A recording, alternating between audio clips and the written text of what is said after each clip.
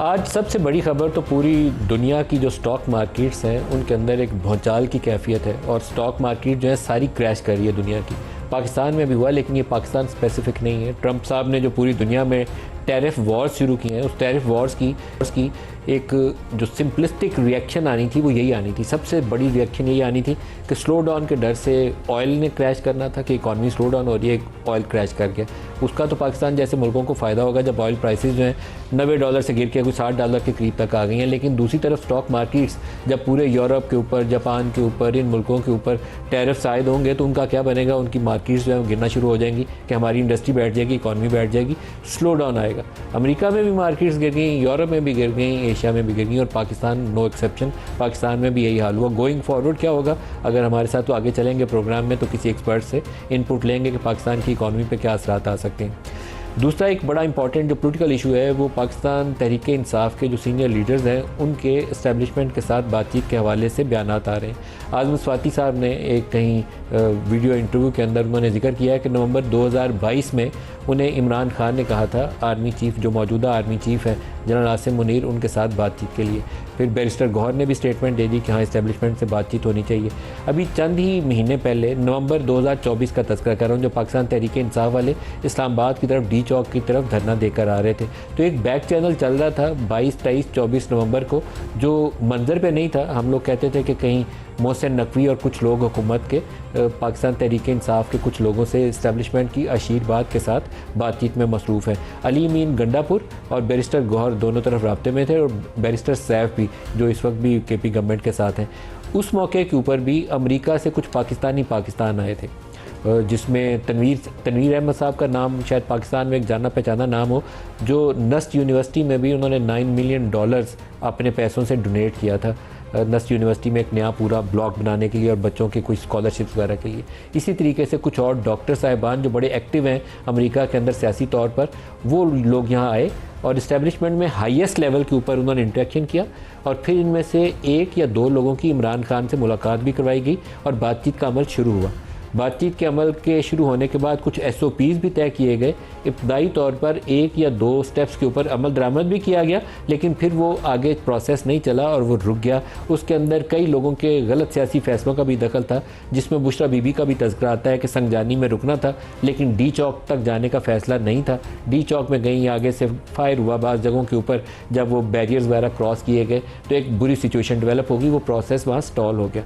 अब 1 हफ़्ता कबल वहीं से एक दोबारा डेलीगेशन टेक्सास बेस कुछ पाकिस्तानी डॉक्टर्स का और कुछ दीगर लोगों का 4-5 लोग आए हैं वहाँ से, जिसमें डॉक्टर उस्मान है, तनवीर अहमद साहब दोबारा पाकिस्तान आए हैं, एक सायरा बिलाल हैं, डॉक्टर सायरा बिलाल वो पाकिस्तान आई हैं, डॉक्टर मुनीर पाकिस्तान आए हैं। ये 4-5 लोग दोबारा, जो हमारी ज़ाती राय है कि इस्टेब्लिशमेंट की आशीर्वाद इसमें शामिल है और कोशिश कर रहे हैं कि कुछ ऐसी अंडरस्टैंडिंग सियासी मुफाहमत डेवलप हो जाए कि एक रास्ता निकले जो पाकिस्तान के मफाद में हो, सियासी और जमहूरी प्रोसेस आगे चलता रहे।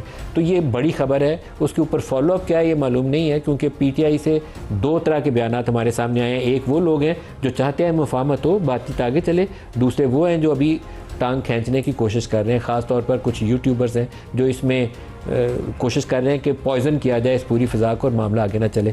सलमान रकम राजा साहब सेक्रेटरी जनरल पाकिस्तान तहरीक इंसाफ के साथ हैं। राजा साहब, आपको प्रोग्राम में वेलकम करता हूँ।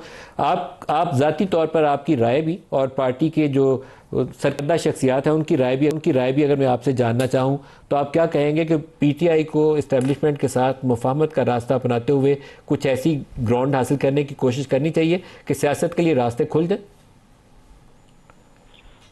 देखिए, हमारा तो हमेशा ये मौक़िफ़ रहा है कि इस वक्त मुल्क में जो एक झूठ का, फरेब का निज़ाम है, इलेक्शन की लूट पर खड़ा एक निज़ाम है, ये चल नहीं सकता। ये मुल्क के लिए ठीक नहीं है, ये मुल्क की सियासत के लिए ठीक नहीं है, मईशत के लिए ठीक नहीं है।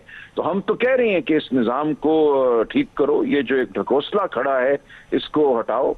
शफाफ इलेक्शन की बुनियाद पे या जो इलेक्शन में सही रिजल्ट था उसकी बुनियाद पे हुकूमत कायम हो, तो जाहिर है ये कुछ हासिल करने के लिए हम जद्दोजहद तो करेंगे, सियासी जद्दोजहद भी करेंगे, ज़रूरत होगी तो सड़कों पे भी आएंगे, लेकिन बिलाखिर मकसद हमारा यही है कि होश के नाखुन ले मुक़तदरा और मामलात को ठीक करे जिनको ख़राब मुक़तदरा ने किया है, हमने नहीं किया।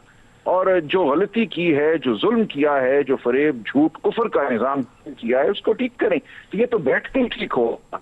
उनको अपना 26वीं आईनी तरमीम को उनको जो लूट के जो मुकदमा ट्राइब्यूनल्स में चल रहे हैं, उन ट्राइब्यूनल्स पे से अपना दबाव हटाना होगा।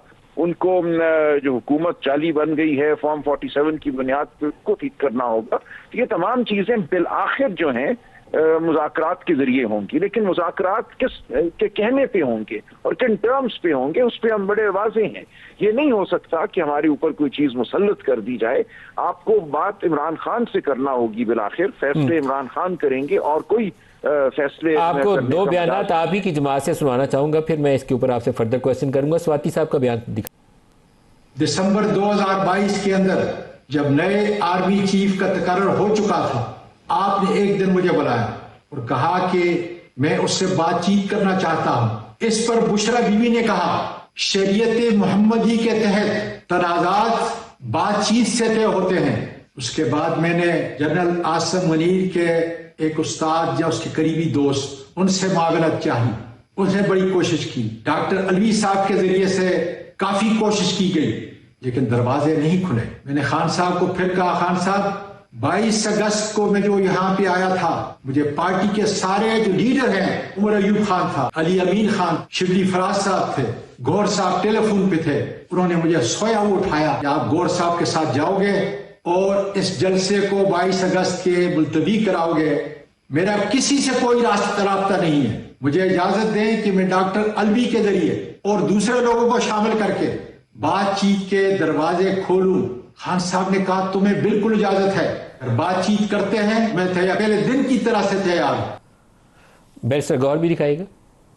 कांटेक्ट पहले इस्टेब्लिशमेंट के साथ हमारा इस्टेब्लिश हो गया था, लेकिन कभी कोई डायलॉग इस तरह हुआ नहीं। लेकिन मैं समझता हूँ जाती कि for the good of the country, democracy, dialogue हर सूरत होनी चाहिए। मेरी ख्वाहिश तो जरूर है कि बात होनी चाहिए, लेकिन देखो पार्टी पॉलिसी, खान साहब की जो इंस्ट्रक्शन है उसके मुताबिक आपका नहीं हो पा रहा। नहीं, हमारा राब्ता कोई नहीं है। सलमान अकरम राजा साहब, ये जो पाकिस्तानी आए हुए थे अमेरिका से, इन्होंने बेतगड़े लोगों से मुलाकातें की हैं पिंडी में। नवंबर 2024 में भी की थी और अब भी दोबारा आकर की हैं। ये आपकी ब्लेसिंग्स शामिल हैं पॉलिटिकल लीडरशिप की, पीटीआई की लीडरशिप की? नहीं, देखिए ये अपने तौर पे कुछ कर रहे हैं, ये पीटीआई का इनिशिएटिव नहीं है, ये पीटीआई की हिमा से नहीं हो रहा। लेकिन अगर इसके नतीजे में ये कुछ कोई पेशरफ्त कर सकते हैं कि बात खान साहब से हो, लेकिन कोई फैसले अमेरिका में नहीं होने, अमेरिकी डॉक्टरों ने नहीं करने, फैसले जो हैं पाकिस्तान में होंगे, मुकालमा इमरान खान से होगा। अगर इनकी किसी कोशिश की वजह से यहाँ मुकालमा शुरू होता है, इमरान खान साहब से मुकालमा होता है, तो अच्छी बात है।